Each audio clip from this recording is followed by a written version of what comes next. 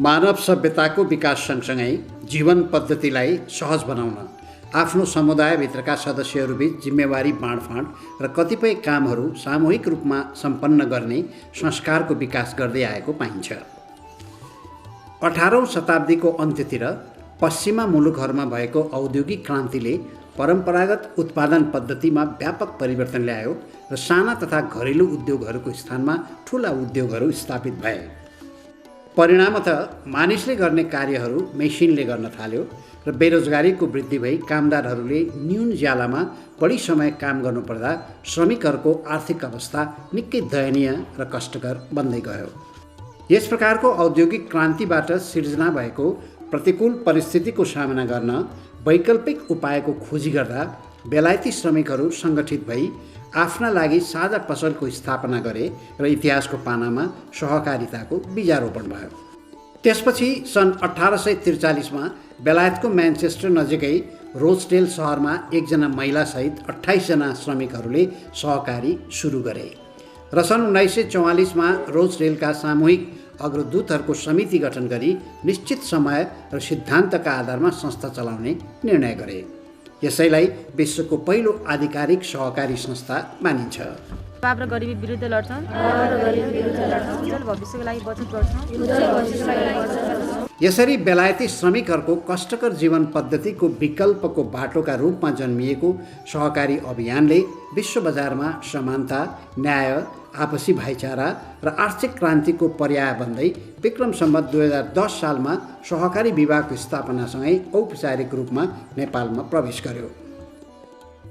त्यसपछि विक्रम सम्वत 2013 साल चैत 20 गते चितवनको शारदा नगरबाट दर्ता भएको बखान ऋण सहकारी समितिले नेपाली सहकारी आन्दोलनमा पहिलो सहकारी संस्थाको चिनारी प्राप्त गर्यो भने यही मिति राष्ट्रिय सहकारी दिवसका रूपमा स्थापित भयो।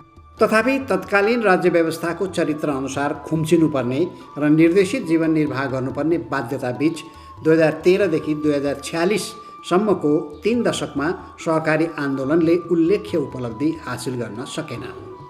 2046 सालको राजनीतिक परिवर्तनसँगै सहकारी अभियानले पनि गति लियो। तत्कालीन कानुनमा गर्नुपर्ने सुधारका लागि सुझाव लिन परामर्श समिति गठन भयो र यही समितिको प्रतिवेदनका आधारमा राष्ट्रिय सहकारी सङ्घ जन्मियो भने कानुनी अडचनहरू समेत फुक्दै गए। परिणामतः नेपालका गाउँहरू पनि सहकारीमय भए। पूर्वमा झापादेखि पश्चिममा कञ्चनपुरसम्म र तराईका फाँटहरूदेखि हिमालका काठहरूसम्म यो अभियान जुरुक्क उठ्यो।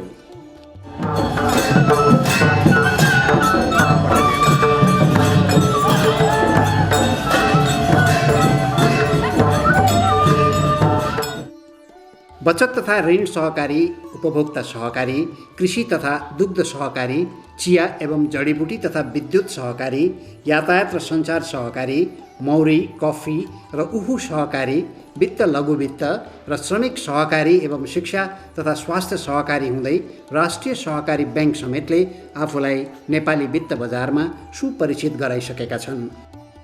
यसबाट राज्यको उपस्थितिको अनुभूति नै गर्न नसकेका बस्तीहरूमा समेत सहकारी अभियान अन्तर्गत व्यक्ति सङ्गठित हुने, आन्दोलित हुने र सूचनाको पहुँचले चेतना अभिवृद्धिसहित सहकारी अभियान गाउँ गाउँसम्म स्थापित भयो। पहिला अब 2-4 सय पैसा लिएर अब व्यापार गरौँ भन्दाखेरि कसैले पत्याउँदैन थिए। अहिले त सहकारीबाट 20-40 हजार नै अब ऋण खोजेर केही गर्छु, केही व्यवसाय खोलाउँछु भन्दा पनि पाइएको छ, सजिलो भएको छ। त्यसै गरी फराकिलो सदस्यता अभियानले महिला, बालबालिका, वृद्ध वृद्धा, व्यापारी, उद्यमी, व्यवसायी, शिक्षक, कर्मचारी समेत सबै वर्ग, तह र उमेर समूह समेतलाई एउटै छाताभित्र समेट्न सक्नु सहकारी आन्दोलनको अर्को प्रशंसनीय पक्ष हो। यसबाट अत्यन्तै न्यून आय भएका वर्ग वा समुदाय समेतमा बचत गर्ने बानीको विकास भई छरिएर रहेको पुँजीलाई एकीकृत गरिएको छ भने अनावश्यक खर्च गर्ने बानीमा सुधार आएको छ। आर्थिक कारोबार गर्ने संस्थाको अभावमा परम्परागत रूपमा गाउँका साहु महाजनले चक्रवर्ती ब्याज खाने प्रथा समेत सहकारी अभियानसँगै प्राय अन्त्य हुँदैछ। वित्तीय पहुँच पुग्न नसकेका र आर्थिक न्यून भएका सदस्यहरूलाई यस संस्थामा आबद्ध गराउने र उहाँहरूको चाहिँ वित्तीय आवश्यकता पुरा गर्ने हिसाबले अहिले हालसम्म 7219जना 7219जना सेयर सदस्य पुग्नु भएको छ, जसमा 3216जना महिला सेयर सदस्य हुनुहुन्छ र अहिलेसम्म हाम्रो 16 करोड चाहिँ ब्यालेन्स सिट पुगेको छ र मासिक 1.5 करोडभन्दा बढी सदस्यहरूलाई ऋण लगानी गरेर सदस्यको आय आर्जन क्षेत्रमा लगानी गरिएको छ। सहकारी संस्थाको सदस्य भए पश्चात प्राप्त हुने नियमित भेटघाट, अन्तर्क्रिया र बौद्धिक व्यक्तिहरूको सामिप्य तथा तालिम समेतले व्यक्तिको क्षमता अभिवृद्धि भएको छ। सहकारी संस्थाको शेयर सदस्य भएकै कारण प्राप्त हुने स्वदेशी तथा विदेशी अध्ययन अवलोकन भ्रमणले अन्यत्रका राम्रा पक्षहरूको सिकाइ र आफ्ना कमी कमजोरीलाई सच्याउँदै समाज सकारात्मक बाटोमा रूपान्तरित हुँदैछ। कहाली लाग्दो गरिबीको चपेटामा सधैँ पिल्सिरहेका विपन्न समुदायले सहकारी संस्थाको शेयर सदस्य भए पश्चात अकल्पनीय रूपमा गरेको आर्थिक प्रगति सहकारी आन्दोलनको महत्त्वपूर्ण उपलब्धि हो। त्यसैगरी अघिल्लो पुस्ताको भयावह निरक्षरतालाई चिर्दै सहकारी अभियानसँगै शिक्षाको पहुँच अभिवृद्धि र वात्तै बढेको साक्षरता प्रतिशत तथा बालिका शिक्षाको निम्ति सहकारीको भूमिका इतिहासले भुल्न सक्दैन। नेपालका ठूला ब्याङ्कहरू गाउँमा जानै नचाहने तीतो वास्तविकताका बीच आशा लाग्दो गरी फैलिएका साकोसहरूले दुर्गम क्षेत्रका ग्रामीण बस्तीहरूमा ब्याङ्कको सेवा प्रदान गर्दै आएका छन्। हामीले देखेको कुरा के हो भने हिजोसम्म चाहिँ यो 10,000 पैसा चाहिँ कसैसँग लिनु पर्यो भने कहाँ खोज्न जाने भन्ने चाहिँ सदस्यहरू अहिले लाख 2 लाख चाहिँ त्यो लिनलाई 1-2 लाखको काम गर्नलाई कहीँ गाह्रो छैन। नेपालको विकासका निम्ति बाधक रहेको अर्को डरलाग्दो पक्ष धनी र गरिब बीचको खाडल तथा जातीय छुवाछुत एवं विभेद नै समाजलाई यथास्थितिमा राख्ने दुष्चक्र हो।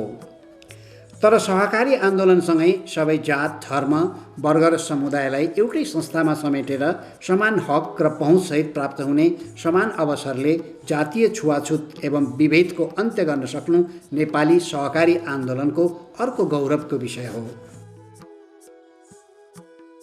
सहकारी अभियानकै कारण सिङ्गो गाउँ एउटा परिवारमा रूपान्तरण भएर सामूहिक जिम्मेवारी, व्यक्तिगत उन्नति, समान अवसर, सबैको प्रगति भन्ने नाराका साथ सङ्गठित भएका छन्। यसले गाउँको विकासमा समेत सकारात्मक प्रभाव पार्दैछ। बचत तथा ऋण सहकारी संस्थाको प्रमुख काम भनेकै आफ्ना सदस्यहरूको लागि वित्तीय सेवा पुर्याउनु हो। वित्तीय सेवा भन्नाले सिधै यो पैसासँग सम्बन्धित छ र हाम्रो समुदाय एउटा गरिबीबाट त्यति माथि उठ्न सकेको छैन। त्यो गरिबीबाट माथि उठ्नको लागि बचत तथा ऋण सहकारी संस्था माध्यमको रूपमा साधन हुन, त्यो साधनको रूपमा यसले काम गरेर मानिसहरूलाई समृद्धितिर लैजान सक्छ। हेर्दाखेरि यसले पैसाको काम गरे देखिए जीवन स्तरलाई माथि उठाउने कुराहरूमा यसले बचत गर्ने बानी बसाल्दै मानिसहरूलाई समृद्ध बनाउँछ। बिमादेखि क्रिया खर्चसम्म र ज्येष्ठ नागरिक सम्मान एवं वृद्ध भत्तादेखि छात्रवृत्तिसम्मका विविध सामाजिक सुरक्षा कार्यक्रमहरूले सहकारीका शेयर सदस्यहरूलाई आपतमा सहयोग र समाजमा सुरक्षा प्रदान गरी मेरो सहकारी मेरो जीवनका रूपमा ख्याति कमाउँदैछन्। हामी दिदीबहिनीहरू सबैजना 31 जना दिदीबहिनीहरूले मिलेर यो भवन बनाएपछि अनि अहिलेसम्म हाम्रो बैठकघर यहाँ हरेक मिटिङ हुन्छ। समूहको महिला दिदीबहिनीहरूले 100 रुपियाँ बचत गर्नुहुन्छ। मलाई समूहबाट कारोबार गर्न धेरै सजिलो भएको छ। यी सबै उपलब्धिका पछाडि सहकारी आन्दोलनको जेठो अभियान बचत तथा ऋण सहकारी संस्थाहरूले थोरै भए पनि दैनिक बचत गर्ने र सानो पुँजी लगानीमा आफ्नो क्षमता अनुसारको व्यवसाय गर्ने संस्कार नै सफलताको मूल सूत्र हो। मैले अब सहकारीबाट ऋण लिएर 10 लाख जति ऋण ल्याएको थिएँ यो फर्म सुरु गर्नलाई। लिएर अब राम्रै भइरहेछ। 1 वर्ष जति भयो होला यो कुखुरा पालनको लागि चाहिँ काम सुरु गरेँ। अब सहकारीको ऋण पनि किस्ता पनि मजाले तिर्न सकिरहेको छु।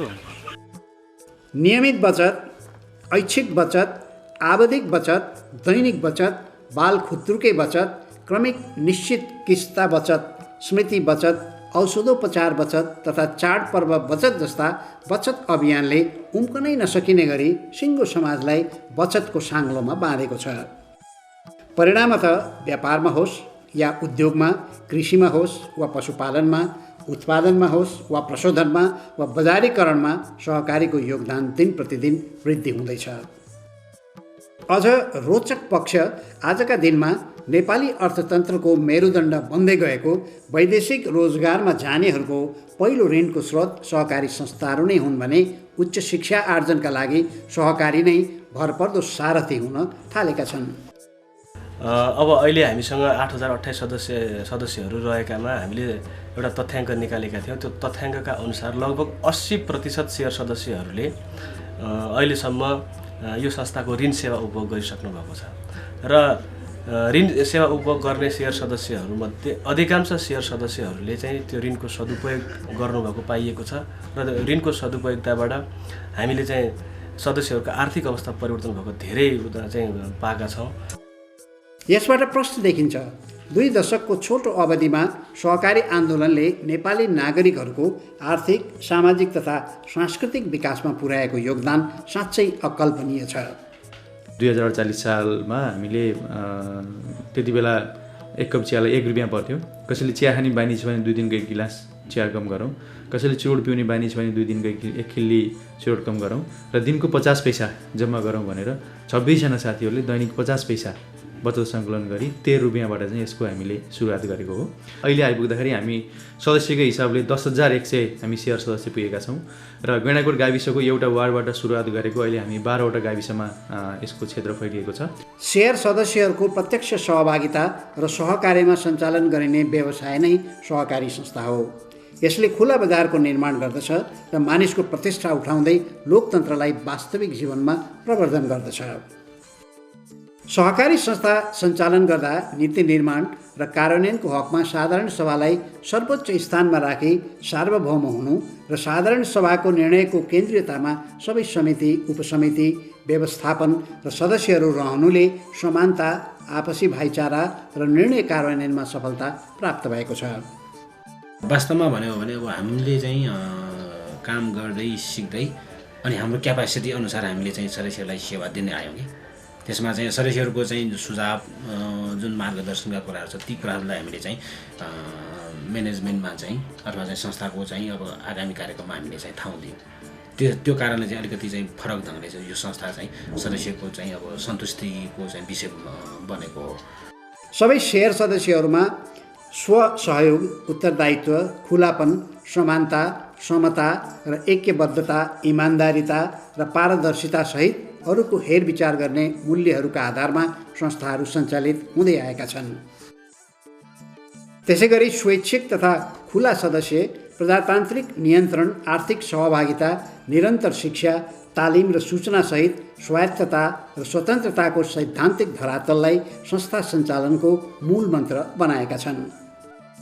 यसले श्रम बजारको सन्तुलन, आवश्यकता अनुसारको सेवा, सामाजिक एकता, व्यापारमा शुद्धता, उद्यमशीलताको विकास, उत्पादनमा वृद्धिसहित सामाजिक विकृतिहरूको उन्मूलनको माध्यम हुँदै सङ्कटको सामना गर्न सक्ने क्षमताका साथ दिगो आर्थिक विकासमा योगदान गरिरहेको छ। छोटो समयमा उल्लेख्य उपलब्धि हासिल गर्न सफल सहकारी आन्दोलनले केन्द्रीय तहमा सङ्घहरू समेत निर्माण गरी आफ्नो भूमिकालाई अझ प्रभावकारी बनाउँदै आएका छन्।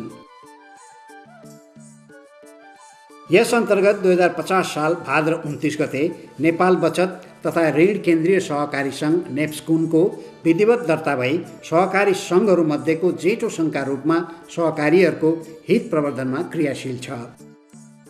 हालसम्म 1700 प्रारम्भिक सहकारी संस्थाहरू, 50वटा जिल्ला बचत तथा ऋण सहकारी सङ्घलाई आफ्नो सदस्यता प्रदान गरी नेपालका 70 जिल्लामा नेप्स्कुन विस्तारित भएको छ। काठमाडौँको नयाँ बानेश्वरमा केन्द्रीय कार्यालय रहेको नेप्स्कुनले आफूसँग आबद्ध सङ्घ संस्थाहरूको क्षमता अभिवृद्धि, व्यावसायिक मध्यस्थता, नियमित अनुगमन, हित सम्वर्धन, सुपरिवेक्षण सहित सदस्य संस्थाले पालना गर्नुपर्ने अन्तर्राष्ट्रिय अभ्यासहरूका सवालमा सचेतीकरण गर्दैछ। त्यसैगरी पल्स एक्सेस ब्रान्डिङको प्रवर्धन तथा तालिमसहित सदस्य सङ्घ संस्थाको कारोबारको सुरक्षा र स्तर अभिवृद्धि गर्दै सहकारी संस्थाहरूको विश्वसनीयता, एकरूपता र आपसी भाइचारा सम्बन्ध विकास गराउन नेप्स्कुनको भूमिका निकै प्रभावकारी सिद्ध भएको छ। त्यसो त नेप्स्कुन आफै पनि एसियाली ऋण महासङ्घ एक्कुको नियमित सदस्य रहेको तथा वर्ल्ड काउन्सिल अफ क्रेडिट युनियनको एक्कु नियमित सदस्य भएकाले नेप्स्कुन पनि अप्रत्यक्ष रूपमा विश्व सङ्गठनसँग जोडिएको छ। यसबाट नेपाली सहकारी आन्दोलनले अन्तर्राष्ट्रिय सहकारी आन्दोलनसँग हातेमालो गर्दै विश्व बजारमा आफ्नो उपस्थितिलाई बाक्लो बनाउन सके थुप्रै अवसरहरू समात्न सकिनेछ। दृश्यहरू आफै बोल्छन्, तथ्यहरू साक्षी छन्। नेपालका गरिब तथा विपन्न समुदायको कष्टपूर्ण जीवनमा सहकारीले पुर्याएको योगदान साँच्चै अकल्पनीय छ। सङ्खुवा सभाको 12 विषयका किसानको बगैँचामा चपक्क फलेका सुन्तोलादेखि रहरलाग्दो नर्सरीसम्म र राज्यको उपस्थितिको अनुभूति नै गर्न नसकेका हुम्लाको ठेहेका जनताको करेसाबारीमा हुर्कँदै गरेका स्याउका बिरुवामा परेको सहकारीको लगानीलाई अब मूल्याङ्कन गर्नु मूर्खता साबित हुनेछ। यो तरकारी खेतीमा बाढीमा सागपात पनि थिएन, केही पनि थिएन। कहिले सोइन साग खन्छौँ, कहिले केही त्यस्तै खन्छौँ, अनि असुरो खन्छौँ, त्यस्तै खाँदैथ्यौँ। अब खेती बनायौँ र अब ज्याकै सहयोग गऱ्यो र तरकारी यो साग खन्छौँ, अनि गोपी खन्छौँ। ज्याकै पुनः नबुझेका छौँ, नसुनेका छौँ, अब बुझायो, ज्याकै गऱ्यो, हामी उत्पादन गर्ने भ्यौँ।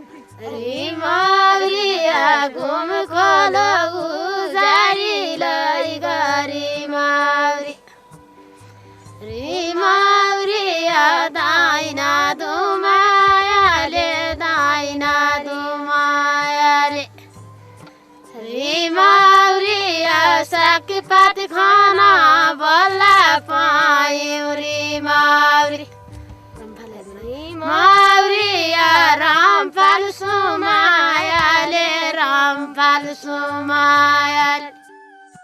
त्यसैले आजका दिनमा सहकारी अभियानले भोगेका समस्या र बाटोमा देखिएका तगारोहरूलाई तत्काल पन्छाउन राज्यको पहिलो कर्तव्य हो भने अब शिक्षा, स्वास्थ्य, पर्यटन र जलविद्युतमा केन्द्रीकृत भएर सम्भावनालाई अवसरमा रूपान्तरण गर्दै व्यापक रोजगारीसहित आर्थिक समृद्धिको नयाँ ढोका खोल्नु नेपाली सहकारी आन्दोलनको दायित्व हो।